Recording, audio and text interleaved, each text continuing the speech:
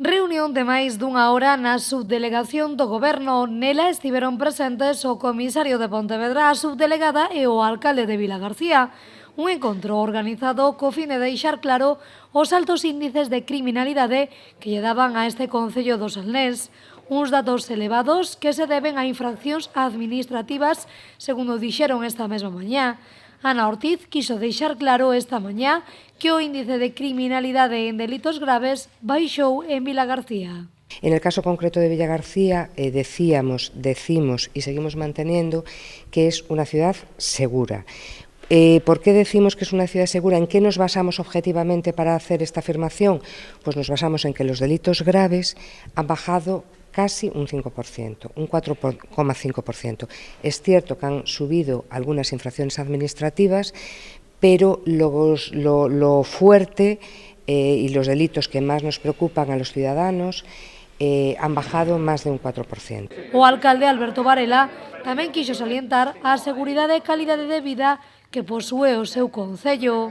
É certo que eu lle expoñía a delegada que a maneira de expoñer as cousas, de facelo dunha maneira tan xenérica, sin discernir o que poden ser os delitos informáticos, que parte do que aumenta eso, ou delitos dos que todos os cidadáns consideramos como máis graves, pois pode conducir a erros a titulares que non son, dende logo, de prato de bon gusto para unha cidade, pero a realidade de Vilagarcía, como dixo a súa delegada, que eses delitos que os cidadáns consideramos máis graves, pois descenderon. Unha oportunidade, a reunión desta mañá, onde Alberto Varela aproveitou para pedir máis seguridade e máis efectivos pro seu concello.